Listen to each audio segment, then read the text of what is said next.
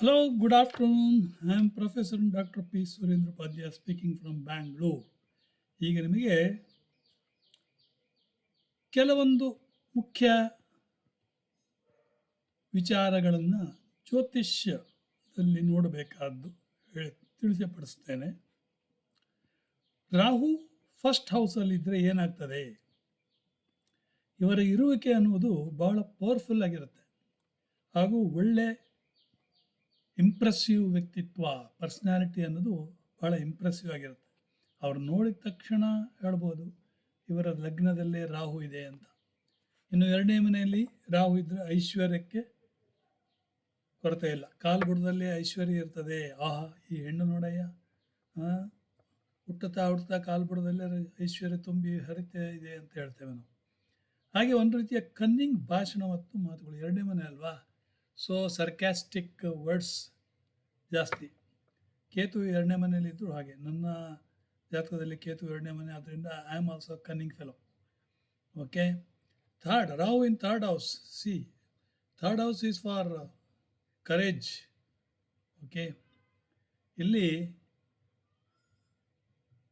ಇವರಿಗೆ any risk ತೊಗೊಳ್ಬೋದು, ಅಷ್ಟು ಹೆದರಿಕೆನೇ ಇಲ್ಲ. Don't care. ಹಾಗೂ ಒಳ್ಳೆ smart workers. Third house Rahu, we can trust. Fourth house Rahu, ಇವರಲ್ಲಿ ಡಿಸೈರ್ ಜಾಸ್ತಿ, ಸ್ಟ್ರಾಂಗ್ ಡಿಸೈರ್ಸ್ ಇರುತ್ತೆ.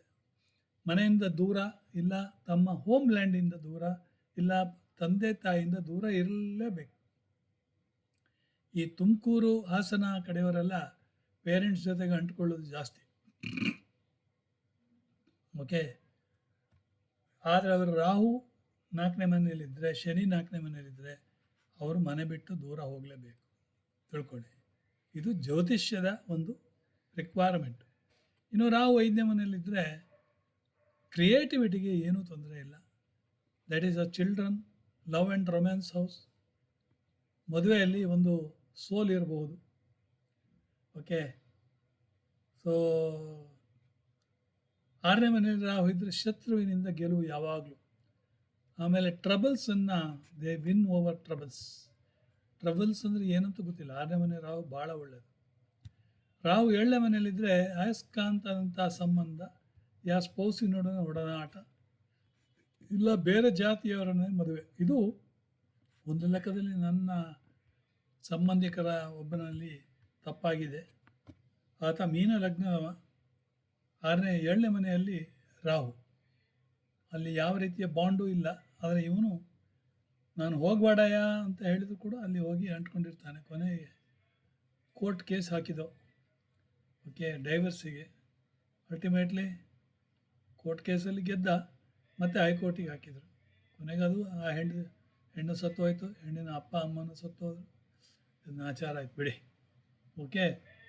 ಸೊ ಇನ್ನು ಎಂಟನೇ ಮನೆಯಲ್ಲಿ ರಾಹು, ನನ್ನ ಜಾತಕದಲ್ಲಿ ಎಂಟನೇ ಮನೆ ರಾಹು.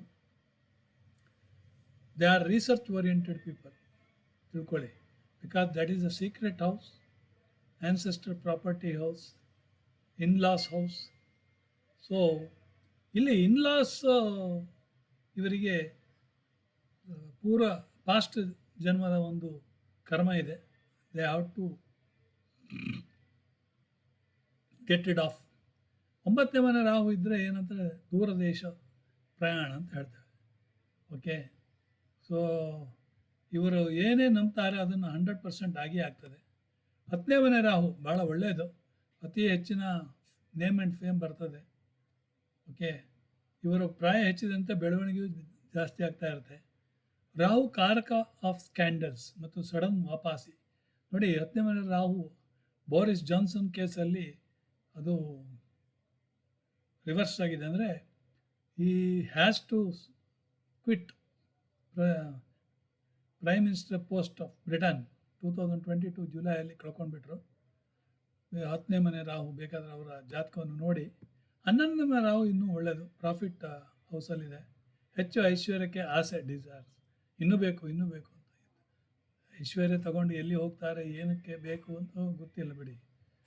12ನೇ ಮನೆ ರಾಹು ಪವರ್ಫುಲ್ ಇಂಟ್ಯೂಷನ್ ಇದೆ ಅವರಲ್ಲಿ, ಹಾಗೂ ನಿದ್ರೆ ಕಾಟ ತೊಂದರೆ, ಹೆದರಿಕೆ ಇರ್ತದೆ. ಇನ್ನು ಚಂದ್ರ ಮತ್ತು ಕೇತು ಇದ್ದಲ್ಲಿ ನಮ್ಮ ದಕ್ಷಿಣ ಕನ್ನಡದ ಭಾಷೆಯಲ್ಲಿ ಹೇಳಿದ್ದಾರೆ ಅವರೊಂದು ರೀತಿಯಲ್ಲಿ ಲೂಸ್, ಸೋಂಕು, ಪೆರ್ಕಿ, ಪೋಂಕು, ಹಾಗೆ ಎಲ್ಲ ಯತಿ ಅಂದರೆ ಪ್ರೇತಿ ಅಂತಾರೆ ಅಂತೇಳಿ ಹೇಳ್ತೇವೆ. ತಾಯಿಯ ಜೊತೆಯಲ್ಲಿ ಜಗಳ ಆಗ್ತದೆ, ತಾಯಿ ಎಮೋಷನಲ್ ಆಗಿರ್ತಾರೆ. ಯಾಕಂದರೆ ಚಂದ್ರ ತಾಯಿ ಕಾರಕ, ಚಂದ್ರ ಬ್ಯೂಟಿ ಕಾರಕ, ಚಂದ್ರ ಮಾತಿನ ಕಾರಕ. ಸೊ ಇದೆಲ್ಲ ಅದೇ ಕೇತು ಬ್ರೇಕಪ್, ಎಲ್ಲೇ ಇದ್ದರೂ ಬ್ರೇಕಪ್, ಆ ಕಾರಕತ್ವಗಳು ಬ್ರೇಕ್ ಆಗಲೇಬೇಕು. ಆರ್ ಡಿಜೆಕ್ಟೆಡ್, ಮೂಡ್ ಆಫ್ ಆಗಿರುತ್ತೆ ಇವರಿಗೆ, ಇವರ ಕೈನಲ್ಲೇ ಇರೋದಿಲ್ಲ. ಅಂದರೆ ಒಂಥರ ಶುಕ್ಲ ಪಕ್ಷ ಚಂದ್ರ, ಕೃಷ್ಣ ಪಕ್ಷ ಚಂದ್ರ. ಶುಕ್ಲ ಪಕ್ಷ ಚಂದ್ರ ವೃದ್ಧಿ ಚಂದ್ರ, ಕೃಷ್ಣ ಪಕ್ಷ ಚಂದ್ರ ಕ್ಷೀಣ ಚಂದ್ರ. ಸೊ ಆ ರೀತಿಯ ಇವರ ವರ್ತನೆಗಳು ಕೂಡ ಅದೇ ರೀತಿ ಇರ್ತದೆ. ಓಕೆ, ಚಂದ್ರನು ವಕ್ರೀ ಗ್ರಹದಂತೆ ವರ್ತಿಸ್ತಾನೆ. ಎಮೋಷನಲ್ಗೆ ಕಾರಕ, ಅದು ಹೇಳಿದೆನಲ್ಲ, ಸುಂದರತ್ವಗೂ ಕಾರಕ, ಒಡವಡ ಅಂತ ಕೊರಿತಾ ಇರ್ತಾರೆ. ಸೊ ಅದನ್ನು ನೀವು ನೋಡ್ಬೋದು. ಕೇತು 2ನೇ ಮನೆಯಲ್ಲಿದ್ದರೆ ಒಂದ್ಕುಂಟಿ, ಏಕಾಂಗಿತನ, ಕಂಪ್ಯೂಟರ್ ಆಯಿತು, ಅವರಾಯಿತು. ಸಂಸಾರದಲ್ಲಿ ಒಂಟಿತನ, ಸಂಸಾರದವರು ಇವರನ್ನು ದೂರ ಇಡ್ತಾರೆ. ಕಾರಣ ಇವರು ಮಾತು ಅವರಿಗೆ ತಳ್ಳಲಿಕ್ಕಾಗಿಲ್ಲ. ನನ್ನ ಕೇಸಲ್ಲಿ ಹಾಗೆ ಎಷ್ಟೋ ಜನ ಸ್ನೇಹಿತರಿದ್ದಾರೆ, ಆದರೆ ಕೆಲವು ಜನರು ಮಾತ್ರ ಸ್ನೇಹಿತರು ನನಗೆ. ಓಕೆ, ಅದು ಹಾಗೆ. ಇನ್ನು ಒಂದು ವೇಳೆ ಚಂದ್ರನ 2ನೇ ಮನೆಯಲ್ಲಿದ್ದರೆ ಇವರನ್ನು ಸೋಂಕು ಹೇಳಿದ್ದೇನೆ. ಕಾರಣ ಚಂದ್ರ ಶುಕ್ಲ ಪಕ್ಷ ಆಯಿತು, ಅದೆಲ್ಲ ಆಗೋಯ್ತು. ಓಕೆ, ನೆಕ್ಸ್ಟು ಮಾತಿನಲ್ಲಿ ನಿಸೀಮರಾಗಿರ್ತಾರೆ. ನೀವು ಸ್ನೇಹಿತರನ್ನು ಒಟ್ಟುಗೂಡಿಸುವಲ್ಲಿ ಎಕ್ಸ್ಪರ್ಟ್ಗಳು. ಕೇತು 5ನೇ ಮನೆಯಲ್ಲಿದ್ದರೆ ನೀವು ಸಿಕ್ಕಿದ ದೇವರ ಮರೆಯನ್ನು ಹೊರಬೇಕಾಗ್ತದೆ. ಅಯ್ಯೋ ದೇವರೇ, ನನಗೊಂದು ಮಗುವನ್ನು ಕೊಡಪ್ಪ ಅಂತ ಕೇಳಬೇಕಿಲ್ಲ. ಅಂದರೆ ಕೇತು 5ನೇ ಮನೆಯಲ್ಲಿದ್ದರೆ ಮಕ್ಕಳಾಗುವುದಿಲ್ಲ, ಶನಿ 5ನೇ ಮನೆಯಲ್ಲಿದ್ದರೆ ಮಕ್ಕಳಾಗುವುದಿಲ್ಲ, ಬುಧ 5ನೇ ಮನೆಯಲ್ಲಿದ್ದರೆ ಗಂಡನ ವೀರ್ಯ ನೀರು ಅಂತ ಹೇಳ್ತೇವೆ. ಇದನ್ನು ನೀವೇ ಡಿಸೈಡ್ ಮಾಡ್ಬೋದು. ನಿಮ್ಮ ಜಾತಕವನ್ನು ನೋಡಿ 5ನೇ ಮನೆಯಲ್ಲಿ ಕೇತು, ಬುಧನೋ ಶನಿಯೋ ಇದ್ದರೆ ನಿಮಗೆ ಮಕ್ಕಳಾಗಲು ಭಾಳ ಕಷ್ಟ. IVF, ಹೆಂಗಸರಾದರೆ IVFಗೆ ಹೋಗಬೇಕಾಗುತ್ತೆ. ಸೊ ಮದುವೆ ಆಗೋರು ಸ್ವಲ್ಪ, ಈಗಲೇ ಮದುವೆ ಆಗೋದಿಲ್ಲ, ಇನ್ನೂ ಆಗೋದು. ನಾನು ಈ ಥರ ಹೇಳಿದರೆ ಇನ್ನೂ ಆಗೋದಿಲ್ಲ, ಆಯಿತಾ. ಕೆಲವರಿಗೆ 39 ವರ್ಷ ಆದರೂ ಬುದ್ಧಿ ಬರೋದಿಲ್ಲ. 39, 45 ವರ್ಷ ಹುಡುಗ ಜಾಸ್ತಿ ಅಂತಾರೆ. ಮದುವೆ ಆಗೋದೇ ಕಷ್ಟ, ಇನ್ನೂ ಜಾಸ್ತಿ ಅಂದರೆ ಬುಡ್ಡಿ ಆಗ್ತಾಳೆ. ಮನೆಗೊಂದು ಬುಡ್ಡಿ ಬೇಕಲ್ಲ. ನೀವು ಬುಡ್ಡಿ ಆಗೋದಲ್ಲದೆ ಮನೆಯಲ್ಲಿ ಮಗಳಕ್ಕಳನ್ನು ಬುಡ್ಡಿ ಮಾಡ್ತೀರ. ಓಕೆ, ಸೊ ಕೇತು 6ನೇ ಮನೆಯಲ್ಲಿದ್ದರೆ ನೀವು ಇಷ್ಟ ದೇವತೆಯನ್ನು ಬೇಡ್ಕೊಳ್ಬೇಕಾಗ್ತದೆ. ಯಾವುದಕ್ಕೆ ಅಂದರೆ ನಿಮ್ಮ ಕ್ಯಾರಿಯರಿಗೆ, ನಿಮ್ಮ ವೃತ್ತಿಯಲ್ಲಿ ಯಾವುದೇ ತೊಂದರೆಗಳು ಬಾರದೇ ಇರಲಪ್ಪ ಅಂತ ಇಷ್ಟ ದೇವತೆಯನ್ನು ನೋಡೋದು ಹೇಗೆ? ನಿಮ್ಮದು ಆತ್ಮಕಾರಕ ಗ್ರಹವನ್ನು ನೋಡಿ ನಿಮ್ಮ ಕುಂಡಲಿಯಲ್ಲಿ, ಅದೇ ನವವಂಶದಲ್ಲಿ ಆತ್ಮಕಾರಕ ಗ್ರಹ ಎಲ್ಲಿದ್ದಾನೆ ಅಂತ ನೋಡಿ. ಅದರ 12ನೇ ಮನೆ ಅಧಿಪತಿ ಯಾರು? ಅದೇ ನಿಮ್ಮ ಇಷ್ಟ ದೇವತೆ. ನನ್ನ ಕುಂಡಲಿಯಲ್ಲಿ ಆತ್ಮಕಾರಕ ಗ್ರಹ ಗುರು ವೃಶ್ಚಿಕದಲ್ಲಿದ್ದಾನೆ. 12ನೇ ಮನೆ ಅಂದರೆ ತುಲಾದ ಅಧಿಪತಿ ಶುಕ್ರ. ಸೊ ಗಾಡೆಸ್ ದುರ್ಗಾದೇವಿ ಅಥವಾ ಕಾಳಿ, ಇದೆಲ್ಲ ನನಗೆ ಆಗಿ ಬರ್ತದೆ ಅಂತ ನಾನು ಇವತ್ತಿನವರೆಗೆ ಮಾಡೋದು ಹಾಗೆ. ಆಸ್ಟ್ರಲ್ ಮೆಡಿಟೇಷನಲ್ಲಿ ಕಾಳಿ ಕಾಳಿ ಕಾಳಿ ಅಂತ ಇರ್ತೇನೆ. ಓಕೆ, ಸೊ ದಿವಸಕ್ಕೆ ರಾತ್ರಿ ಒಂದು 20 ನಿಮಿಷ ಮಾಡಿದರೆ 3 ಗಂಟೆ ನಿದ್ದೆ ಆರಾಮಾಗಿ ಬರ್ತದೆ. No sleeping tablet is required, ತಿಳ್ಕೊಳ್ಳಿ. ಸೊ ಅಥವಾ ಶುಕವನದ ಹನುಮಂತನನ್ನು ಯೋಚನೆ ಮಾಡಿ, ಅಲ್ಲಿ ಲೇಸರ್ ಬೀಮ್ ದೊಡ್ಡ ಹನುಮಂತನ ಮೇಲೆ ಬಿಡ್ತಾರೆ, ವೆರೈಟೀಸ್ ಒಂದು ಸ್ಟೋರಿಯೇ ಹೇಳ್ತಾರೆ. ಓಕೆ, ಅದನ್ನು ಹೀಗೆ ಕಣ್ಣು ಮುಚ್ಚಿ ಧ್ಯಾನ ಮಾಡಿ, ಆಯಿತಾ. ಆವಾಗ ನಿಮಗೆ 7ನೇ ಮನೆಯಲ್ಲಿ ಕೇತು ಇದ್ದರೆ ಅವರಿಗೆ ಕಾಮದಲ್ಲಿ ಆಸಕ್ತಿ ಕಡಿಮೆ ಅಂತ ಹೇಳ್ತಾರೆ. ಓಕೆ, ಸೊ ಅದೊಂದು ಸ್ವಲ್ಪ ನೋಡಿಕೊಳ್ಳಿ. ಅವರಿಗೆ ಇಂಟ್ರೆಸ್ಟ್ ಇರೋದಿಲ್ಲ. ಸೊ ಮದುವೆ ಮಾಡ್ಕೊಂಡ್ರೆ ನೀವು ಆಮೇಲೆ ಅದಕ್ಕೋಸ್ಕರ ಬೇರೆ ಹುಡುಗಿಯರನ್ನ ನೋಡಬೇಕಾಗುತ್ತೆ, ಇಲ್ಲ ಬೇರೆ ಮದುವೆ ಆದವ್ರ ಜೊತೆ ಮಾಡಬೇಕಾಗುತ್ತೆ. ಓಕೆ, ನೋಡಿ, ನೀವು ಅದು ಹೇಗೆ ಮಾಡ್ತೀರ ನನಗೆ ಗೊತ್ತಿಲ್ಲ. ನಾ ಹೇಳಿದೆ, ಇವ್ರು ಹೇಳಿದರು, ನಾವು ಮಾಡಿದ್ದೀವಿ ಅಂತೇಳಿ ಹೇಳಬೇಡಿ. ಇನ್ನು ಚಂದ್ರ ಅಂದರೆ ನಿಮ್ಮಗಳ ಎಮೋಷನ್ಸ್, ಶಾಂತಿ ಹಾಗೂ ನಿಮ್ಮ ದೃಢತ್ವ ಮತ್ತು ಸ್ಥಿರತೆ ಅಂತ. ಓಕೆ, ಸೊ ಈಗ ನೋಡಿ, ರಾಹು ಒಂದು ಕ್ಷಣ ನೀವು ಓಕೆ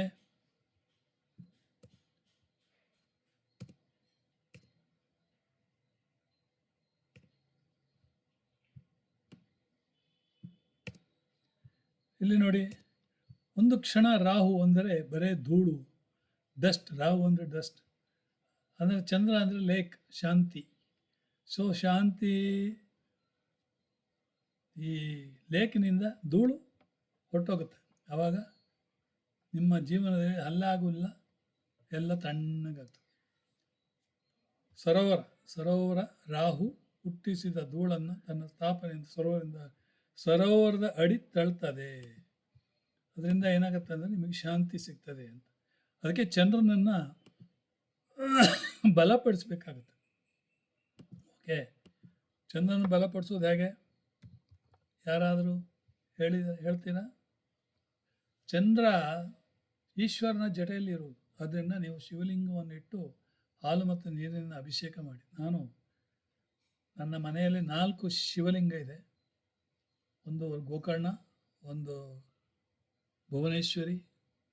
ಭುವನೇಶ್ವರನಿಂದ ತಂದಂಥ ಪಾರದರ್ಶಕ ಶಿವಲಿಂಗ, ಆಮೇಲೆ ಇನ್ನೊಂದು ರಾಮೇಶ್ವರದ ಶಿವಲಿಂಗ, ಮತ್ತೊಂದು ಕಾಶಿ ಶಿವಲಿಂಗ. ಇಷ್ಟೂ ಶಿವಲಿಂಗಕ್ಕೆ ನಾನು ಹಾಲು ಮತ್ತು ನೀರು ದಿವಸ ಅಭಿಷೇಕ ಮಾಡ್ತೇನೆ.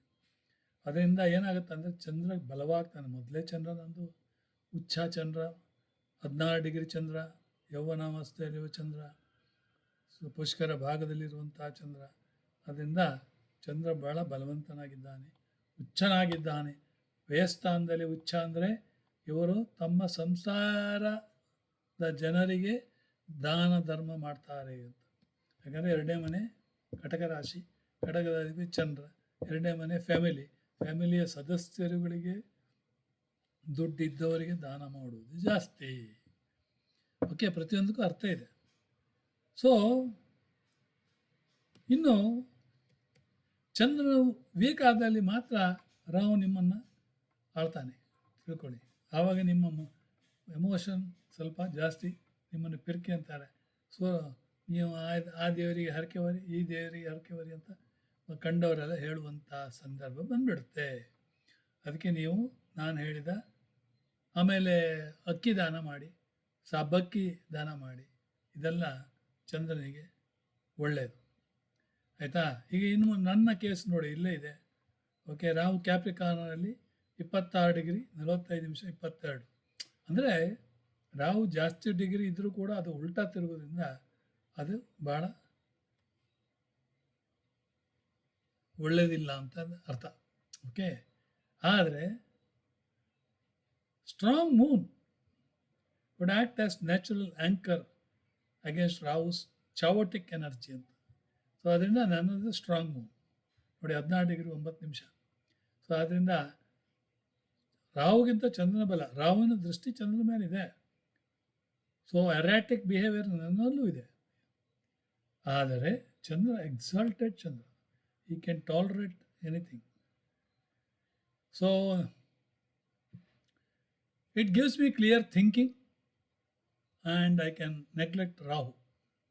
ಇನ್ನು ಶನಿ ನೋಡಿ, ಶನಿ ಎಲ್ಲೇ ಕುಳಿತಿರಲಿ ಆ ಮನೆಯನ್ನು ಎಕ್ಸ್ಟ್ರೀಮ್ ಪೊಸಿಷನ್ಗೆ ತೆಗೆದುಕೊಂಡು ಹೋಗ್ತಾನೆ. ಈಗ ನನ್ನ ಕುಂಡಲಿ ನೋಡಿ, ಶನಿ 4ನೇ ಮನೆಯಲ್ಲಿದ್ದಾನೆ. ಅಂದರೆ ಇವರು ಸುಮಾರು 36 ವರ್ಷ ದಾಟಿದ ಕೂಡ ಮನೆ ಒಂದು ಕಟ್ತಾ ಇರುತ್ತೆ. ನಾನು ಸುಮಾರು 38ನೇ ವರ್ಷದಲ್ಲಿ ಫಸ್ಟು ಬಿಲ್ಡಿಂಗ್ ಮಾಡಿದೆ, ಕೆಳಗಡೆ 2.40 ಲ್ಯಾಕ್ಸ್. ಓಕೆ, 2006 ಇನ್ನೊಂದು ಫಸ್ಟ್ ಫ್ಲೋರ್, 2010 ಸೆಕೆಂಡ್ ಫ್ಲೋರ್. ಯಾತಕ್ಕೆ ಹೇಳ್ತಾ ಇದ್ದೀನಿ ಅಂದರೆ, ಸೊ ಶನಿ 4ನೇ ಮನೆ ಘರ್ ನಿಧಾನವಾಗ್ತದೆ ಅಂತ ಹೇಳ್ಬೋದು. ಆದರೆ ರವಿ ಕೂಡ ಇದ್ದಾನಲ್ಲ. See, Ravi is there. Ravi ಒಬ್ಬ ಕರೆಕ್ಟ್ ಇದ್ದರೆ you are a ruling authoritative. 4ನೇ ಮನೆ ರವಿ ಎಂಬುದು 10ನೇ ಮನೆ ನೋಡ್ತಾನೆ. I am very very authoritative person in my profession. Everybody will be afraid of me. Okay, first of all I am a CBI oriented person. Second thing is Ravi, sun is aspecting, sun is king of planets. Sun is authoritative, sun is ruling. So I entirely, for 12 years, I was faculty and principal of the IT institute developed by me in Kandivali, Mumbai, Kandivali West. So ಅದರಿಂದ 3,500 ಜನರಿಗೆ training ಕೊಟ್ಟಿದ್ದೀನಿ. Why I am telling this is Shani ಎಲ್ಲೇ ಇರಲಿ, ನಿಮಗೆ ಈಗ ಶನಿ 12ನೇ ಮನೆ ಅಧಿಪತಿ ಶನಿ 5ನೇ ಮನೆಯಲ್ಲಿದ್ದಾನೆ ಅಂತ ತಿಳ್ಕೊಳ್ಳಿ. ಆವಾಗ ನಿಮಗೆ ಚಿಲ್ಡ್ರನ್ ಬಗ್ಗೆ ಸ್ವಲ್ಪ ಎಸ್ಟಿಮೇಟಿ ಬರುತ್ತೆ. ಓಕೆ, ಸೊ ಅದೆಲ್ಲ ಒಂದೊಂದೇ ನೀವು ಕಲ್ತ್ರೆ ಗೊತ್ತಾಗುತ್ತೆ, ಆಯಿತಾ? ಓ, ನನ್ನ ಜಾತಕದಲ್ಲಿ ಈ ರೀತಿ ಇದೆ. ಆದ್ದರಿಂದ ನೀವು ನಿಮ್ಮ ಜಾತಕ ನೋಡಿ. ಸೊ ಶನಿ ಲಾಭದಲ್ಲಿದ್ದಾನೆ ಇದ್ದ ನಿಮ್ಗೆ ಒಳ್ಳೆ ಇನ್ಕಮ್ ಕೊಡ್ತಾನೆ, ಹೌದಾ? ಓಕೆ, ಸೊ ಶನಿ 8ನೇ ಮನೆಯಲ್ಲಿದ್ದರೆ ಪೇರೆಂಟ್ಸ್ ಇನ್ ಲಾ ಜೊತೆಗೆ ನಿಮಗೆ ಆಗುವುದಿಲ್ಲ. ಓಕೆ, ಸೊ ಈಗ ಮೇಲಿನ ಇಲ್ಲಿ ಈ ಜಾತಕ ನೋಡಿ, 9ನೇ ಮನೆಯಲ್ಲಿ ಶನಿ ಇದ್ದಾನೆ, ಮಿಥುನ ಯೋಗಕಾರಕ ಶನಿ. ಓಕೆ, ಸೊ ಆವಾಗ ಇವರಿಗೆ ಸಿಕ್ಕಾಪಟ್ಟೆ ಕೋಟ್ಯಾಧೀಶನಾಗಿ ಮಾಡಿದ್ದಾರೆ. ಇವರು ಪುರೋಹಿತರು ಆ್ಯಕ್ಚುಲಿ. ಓಕೆ, ಪುರೋಹಿತರಾದರೂ ಕೂಡ ಇವರಲ್ಲಿ ಒಂದು ಕಡಿಮೆ ಅಂದರೆ 3-4 ಕೋಟಿ ಹಣ ಪ್ಲಸ್ ಆಸ್ತಿ ಎಲ್ಲ ಇದೆ. ಓಕೆ, ಕಷ್ಟವಾನಿ. ಆಮೇಲೆ ರಾಹು ಕೂಡ 12ನೇ ಮನೆ ರಾಹು ನೋಡಿ, 12ನೇ ಮನೆ ರಾಹು ನಿದ್ರಾಹೀನತೆ. ಓಕೆ, ಆಮೇಲೆ ಇವರಿಗೆ ಎಲ್ಲ ಕಡೆ ತಿರುಗುವಂಥ ಇದು ಜಾಸ್ತಿ. ಓಕೆ, ಸೊ ಈ ರೀತಿ ನೀವು ಹೇಳಿದರೆ ಎಲ್ಲರೂ ಮೆಚ್ಕೊಳ್ತಾರೆ. ಇಲ್ಲಿಗೆ ನಾನು ಸ್ಟಾಪ್ ಮಾಡ್ತೇನೆ.